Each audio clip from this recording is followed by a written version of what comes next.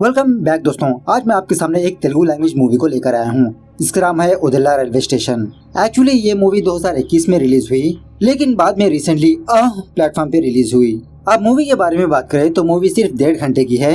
कहानी यह है कि ओदेला गाँव में कंटिन्यूसली लड़कियों की हत्या होने लगती है। अब वो हत्याएं कौन कर रहा है, किस वजह से कर रहा है, इसके पीछे किसका हाथ है, हीरो ने उस हत्यारे को कैसे पकड़ा। तो चलिए बिना टाइम वेस्ट के लेट्स स्टार्ट।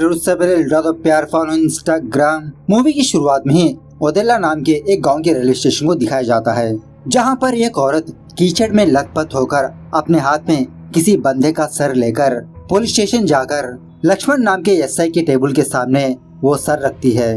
लक्ष्मण पूछने लगता है कि इसका धड़ कहाँ पर है। वो औरत पुलिस वालों को एक कुएं के पास ले जाती है। पुलिस वाले उस कुएं से उस धड़ को निकालने लगते हैं। अब वहीं पर अनुदीप नाम का एक आईपीएस ऑफिसर होता है जो ट्रेनिंग के लिए इस गांव आता है। उसके बाद सीन थोड़ा फ्लैशबैक में जाने लगता है। मतलब अनुदीप इस केस के सारे डिटेल्स हम ऑडियंस को बताते रहता है। खैर उसके बाद कुछ लोगों का इंट्रोडक्शन होता है। बंदी का नाम होता है राधा, उसके हस्बैंड का नाम होता है तिरुपति का एक भाई होता है जिसका नाम है चंदू की एक कजिन होती है। कुछ दिनों बाद इन दोनों की शादी होने वाली है और एक्चुअली ये लोग धोबी होते हैं। खैर राधा की घर के बगल में ही रिसेंटली माधवी और वेंकटेश की शादी हुई। आज रात इन दोनों की फर्स्ट नाइट है। उसी रात विवेक नाम के एक बंदे को दिखाया जाता है।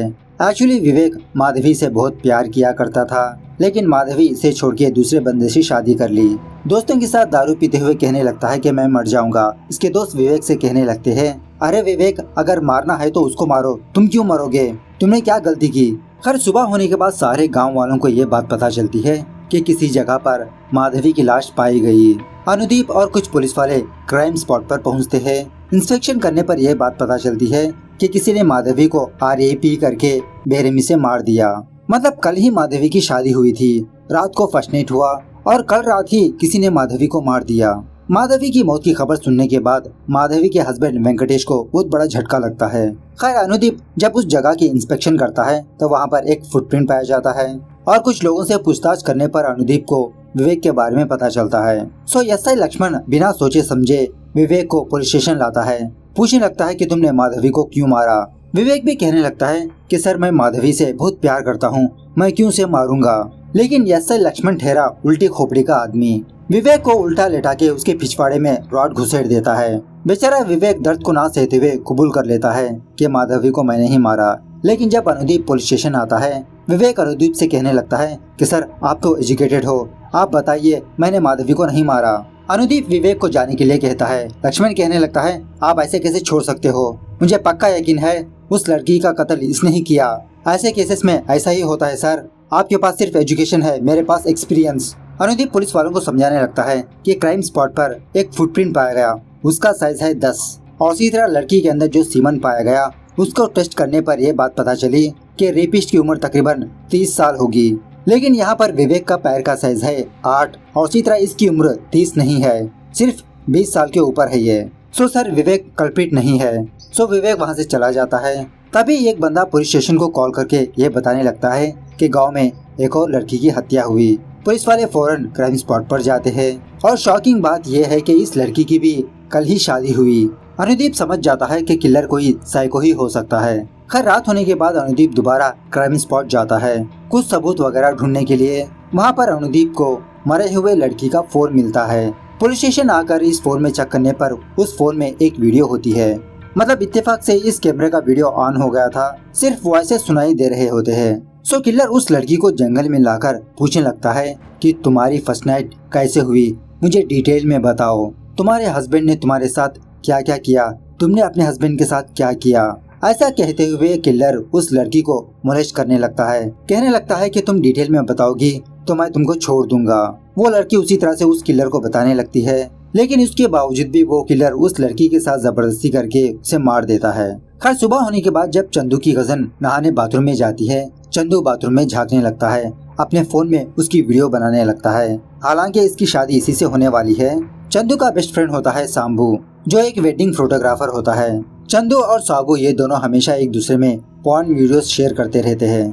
खैर इस तरफ पुलिस वाले गांव में आकर उस मोबाइल में जो आवाज होती है वो सुनाकर पूछने लगते हैं कि आप इस आवाज को जानते हो। लेकिन ऑलमोस्ट कोई भी इस आवाज को पहचान नहीं रहा होता।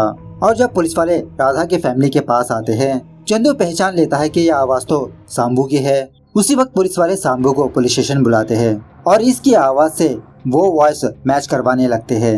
तभी सांबू का लॉयर आकर पुलिस वालों को बताने लगता है कि जिस दिन उन दोनों लड़कियों की हत्या हुई, मेरा क्लाइंट सांबू गांव में ही मौजूद नहीं था, दूसरे गांव गया था शादी अटेंड करने के लिए। उसके बाद एक दिन अनुदीप लक्ष्मण से कहने लगता है कि सर क्यों ना हम सारे गांव का डीएनए टेस्ट करवाएं, इससे कल्प्रिट कौन है आसानी से पता चल जाएगा। लक्ष्मण कहने लगता है, अरे सर आप क्या बात कर रहे हो, इस गांव में कितने लोग हैं आपको पता है ना, उन सारे लोगों की रिपोर्ट्स आने में 2 महीने लग जाएंगे। रिसेंटली एक केस के बारे में ऐसा ही डीएनए टेस्ट करवाया था और एक बंदे की रिपोर्ट आने में 1 महीना लग गया। आप ऐसे उल्टे काम मत करिए सर। अनुदीप बोर्ड पर लिखते हुए सारे पुलिस वालों को समझाने लगता है कि इस गांव में तकरीबन 6322 लोग हैं। इनमें से हम फीमेल्स को छोड़ देंगे और बचे मर्दों में से हम उस बंदे को ढूंढना है जिसका पैर का साइज 10 है। उस बंदे की हाइट तकरीबन 5.826 इंचेस होगी और उन बंदों में से हम ऐसे एज ग्रुप वाले को ढूंढना है जिसकी एज तकरीबन 25 से 30 साल होगी। तो ऐसा फिल्टर कर दे तो ज्यादा से ज्यादा 25 लोग होंगे। अगर हम इनके डीएनए रिपोर्ट्स हैदराबाद को भेज दे तो बस 10 दिन में रिपोर्ट आ जाएंगे। सो पुलिस वाले ऐसे ही मर्दों का डीएनए सैंपल्स लेने लगते हैं। उसके बाद एक दिन उस गांव का सरपंच पुलिस स्टेशन आता है क्योंकि कुछ दिनों में इसकी बेटी की शादी है। इनविटेशन कार्ड देने के लिए आता है। अनुदीप सरपंच को समझाने लगता है कि सर आप जानते हो ना कि गांव का माहौल कैसा है, लगातार लड़कियां मरती जा रही है, ऐसे में आप अपनी बेटी की शादी पोस्टपोन कर लीजिए। लेकिन वो सरपंच गुस्सा होकर अनुदीप से कहने लगता है, अरे सर आप तो यहाँ पर रिसेंटली आए हो, मैं यहीं पर पला बड़ा यहीं पर रहता हूँ, मेरी बेटी को कोई टच भी नहीं कर सकता। खैर जिस दिन सरपंच की बेटी की शादी हो रही होती है, अनुदीप चांस ना लेते हुए सिक्योरिटी बढ़ा देता है। थोड़ी देर बाद सक्सेसफुली शादी हो जाती है। शादी के बाद फर्स्ट नाइट भी हो जाती है। खैर सुबह सवेरे अनुदीप कांस्टेबल्स को कॉल करके वहाँ का माहौल पूछने लगता है। कांस्टेबल्स बताने लगते हैं कि सर दुल्हा दुल्हन सेफ ही है। और उस वक्त सरपंच की बेटी प्रिया अपने फ्रेंड को रेलवे स्टेशन छोड़ने के लिए बाहर आती है। अनुदीप उन दोनों कांस्टेबल्स को कहने लगता है कि तुम बिना चांस लिए उन दोनों को फॉलो करते ही रहो। थोड़ी देर बाद प्रिया अपने फ्रेंड के साथ रेलवे स्टेशन आती है उसे सेंड ऑफ बाय बाय बोलने के लिए। इस तरफ वो 2 कांस्टेबल्स थोड़ी दूरी पर चाय पीते रहते हैं, इन दोनों पर नजरें रखे हुए। तभी एक ट्रेन वहाँ से गुजरने लगती है। गुजर जाने के बाद कांस्टेबल्स ये देखते हैं कि वहाँ पर प्रिया नहीं है, प्रिया की फ्रेंड बेहोश पड़ी है। फौरन अनुदीप को कॉल करके बताते हैं। इस तरफ वो किलर प्रिया को लेकर किसी खेतों में आता है। प्रिया इस बंदे को पहचान लेती है, पूछने लगती है, क्या वो तुम हो? वो बंदा कहने लगता है, हाँ मैं ही हूँ। अब तुम मुझे बताओगी कि कल रात तुम्हारी सुहागरात कैसे हुई, तुम्हारे हस्बैंड ने तुम्हारे साथ क्या क्या किया? अगर तुम बता दोगी तो मैं तुम्हें जाने दूंगा। तो प्रिया उसी तरह से उस बंदे को सारे डिटेल्स बताने लगती है। इसी दरमियान में अनुदीप और पुलिस वाले उस खेतों में आकर प्रिया को ढूंढने लगते हैं। पुलिस की आवाज सुनने के बाद वो बंदा कांस्टेबल्स पर हमला करके वहाँ से भाग निकलता है। एक्चुअली वो बंदा अपने फेस को ढका होता है। खैर अनफॉर्चुनेटली पुलिस यहाँ पर आने से पहले वो किलर प्रिया को भी आरएपी करके मार चुका होता है। अनुदीप उस किलर पर फायरिंग करते हुए उसका पीछा करने लगता है। बहुत ही लंबी चेजिंग होने के बाद अनुदीप फाइनली उस बंदे को पकड़ लेता है। वो बंदा और कोई नहीं चंदू होता है, तिरुपति का छोटा भाई। सो फौरन पुलिस वाले चंदू को पुलिस स्टेशन लाकर मारने पीटने लगते हैं। लेकिन चंदू यही बताने लगता है कि सर मैंने किसी का भी कत्ल नहीं किया, मैं कुछ काम से उस खेतों में गया था बस। खैर इसी दरमियान में वो सरपंच पुलिस स्टेशन आता है। लक्ष्मण को काफी सारे पैसे देकर कहने लगता है कि उस चंदू को मेरे हवाले कर दो, उसने मेरी लाडली बेटी को मारा। इस तरह से वहाँ पर एक हंगामा खड़ा करता है। सो लक्ष्मण पैसों की लालच में आकर चंदू को सरपंच के हवाले कर देता है। सरपंच चंदू को वहाँ से ले जाता है। थोड़ी देर बाद अनुदीप पुलिस स्टेशन आकर सारे लोगों को डांटने लगता है कि एक कल्पिट को तुमने ऐसे कैसे किसी को दे दिया, मैं अभी एसपी को कॉल करके बताता हूँ। सो इसी बात को लेकर अनुदीप और लक्ष्मण के बीच झगड़ा होने लगता है। लक्ष्मण कहने लगता है कि सर मेरे लिए ये सिर्फ एक गवर्नमेंट जॉब है, मेरी 3 बेटियां हैं और मेरी सैलरी से मेरी बेटियों की शादी नहीं कर सकता, ऊपर से कमाना पड़ता है मुझे। आपके लिए ये जॉब पैशन होगा लेकिन मेरे लिए पैसा चाहिए क्योंकि मेरी फैमिली है, मुझे मेरी फैमिली को अच्छी लाइफ देना है। इस तरह से कुछ इमोशनल बातें करके वहाँ से चला जाता है। थोड़ी देर बाद राधा और तिरुपति पुलिस स्टेशन आते हैं। कहने लगते हैं कि सर आपको कुछ गलतफहमी हुई, चंदू ऐसा बिल्कुल भी नहीं कर सकता, प्लीज एक बार चंदू को देखने दीजिए।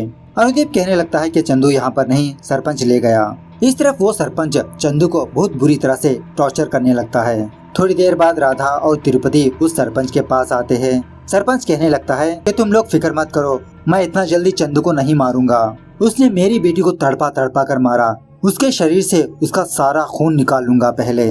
तुम दोनों इस मामले में मत आओ, यहाँ से चले जाओ। सो बहुत रिक्वेस्ट करने पर भी वो सरपंच चंदू को नहीं देता।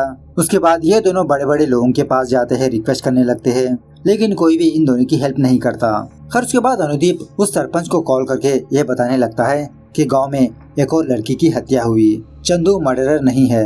यह सुनने के बाद वो सरपंच शॉक में रह जाता है। और इसी तरह इत्तेफाक की बात यह है कि अब जो लड़की का मर्डर हुआ, इस लड़की की भी रिसेंटली शादी हुई। सरपंच फौरन क्राइम स्पॉट जाकर पुलिस वालों को लान तान करने लगता है कि तुम लोग एक छोटे से गांव में एक किलर को नहीं पकड़ सकते। उसके बाद वो सरपंच चंदू का ट्रीटमेंट करवा के चंदू के घर लाता है और राधा के हाथ में कुछ पैसे थमा देता है, सॉरी बोलने लगता है। राधा वो पैसे ना लेते हुए उल्टा सरपंच से कहने लगती है कि ये पैसे आप ही रख लो, अगले इलेक्शन में आपको ही काम आएंगे। हर रात होने के बाद अनुदीप इसी केस के बारे में सोचने लगता है कि एक छोटे से गांव में एक साइको किलर घूम रहा है, दिन दहाड़े लोगों को मार रहा है। तभी अनुदीप की गर्लफ्रेंड स्फूर्ति अनुदीप को कॉल करती है। अनुदीप स्फूर्ति को यही कहकर दुखी होने लगता है कि सच में स्फूर्ति, मैं इस जॉब के लिए सही नहीं हूँ, मैंने आईपीएस लेकर बहुत बड़ी गलती की। दिन दहाड़े एक साइको किलर लड़कियों को बुरी तरह से मार रहा है और मैं किलर को पकड़ नहीं पा रहा। स्फूर्ति कहने लगती है कि चलो हम दोनों उस किलर को पकड़ते हैं, मैं उस गांव आकर तुमसे शादी कर लूंगी, जब वो किलर मुझे मारने के लिए आएगा तुम उसे पकड़ लेना। अनुदीप पहले तो इसके लिए मना करने लगता है, लेकिन स्फूर्ति अनुदीप को स्फूर्ति दिलाती है। सो दूसरे दिन अनुदीप उस गांव के लोकल टीवी में आकर सारे गांव वालों को अपनी शादी का इनविटेशन देने लगता है और इसी तरह उस किलर को भी चैलेंज करता है कि तुम्हारे अंदर नींबू मिर्च है तो मेरी वाइफ को किडनैप करके दिखाओ। दूसरे दिन अनुदीप और स्फूर्ति की शादी हो जाती है। अब उसी शादी में सांबू भी मौजूद होता है। स्फूर्ति और अनुदीप की फोटोज क्लिक करते रहता है। चंदू को कॉल करके बताने लगता है, अरे यार इस आईपीएस ऑफिसर की बीवी माल है माल, तुमको तो एक बार जरूर देखना होगा। लेकिन चंदू सांबू की बातों को इग्नोर करता है।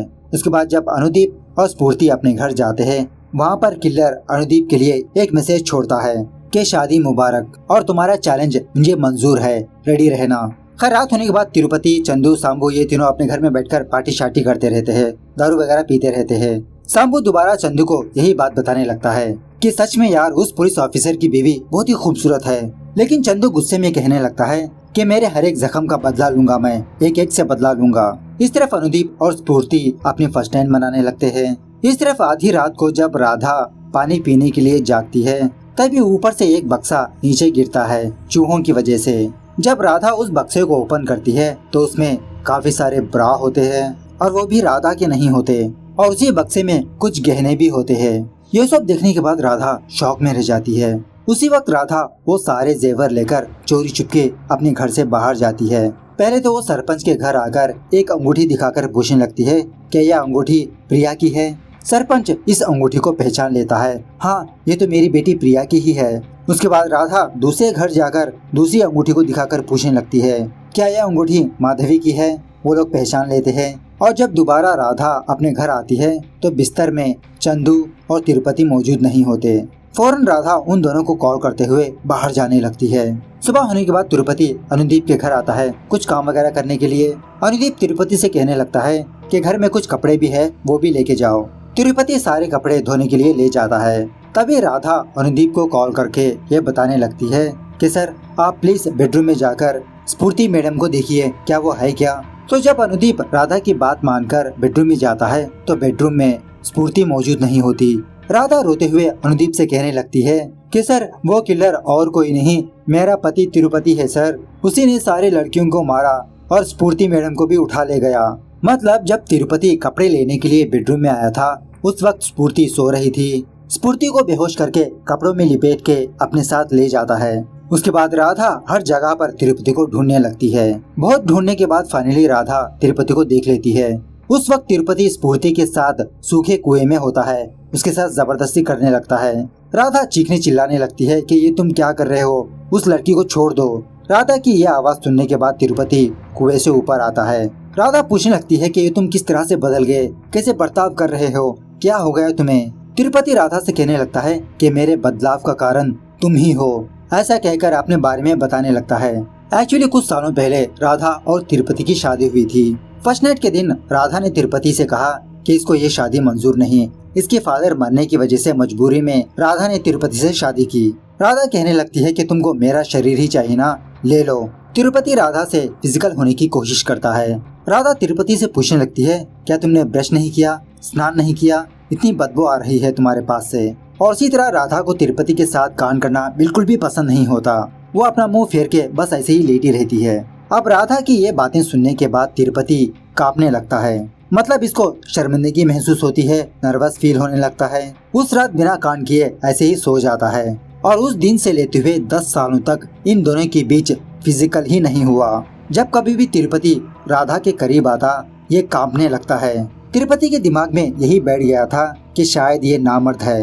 लेकिन जब माधवी की शादी हुई थी उस रात तिरुपति बस ऐसे ही बाहर निकला था, तो आवाजें आने पर तिरुपति खिड़की के अंदर झांकने पर मधु और उसका पति बहुत ही एंजॉय कर रहे होते हैं। उन दोनों को कांड करता हुआ देख तिरुपति के अंदर फीलिंग्स जागने लगती है। सो तिरुपति अपने अंदर के मर्द को टेस्ट करने के लिए माधवी को किडनैप कर लिया, उसके साथ कांड किया। इस तरह से ये सिलसिला कंटिन्यू होता गया।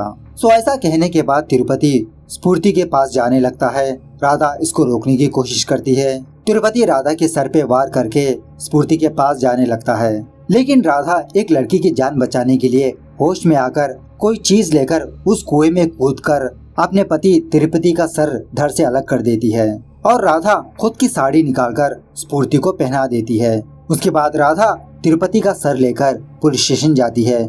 यही मूवी के स्टार्टिंग में दिखाया गया था। एक्चुअली तिरुपति को इंफीरियर इम्पोर्टेंसी सिंड्रोम था, मतलब एक दिमागी बीमारी। एक दुखी शादी ने राधा को दुख दिया, राधा की बातें तिरुपति को दुख दिया और तिरुपति की वजह से सारा गांव दुखी हुआ।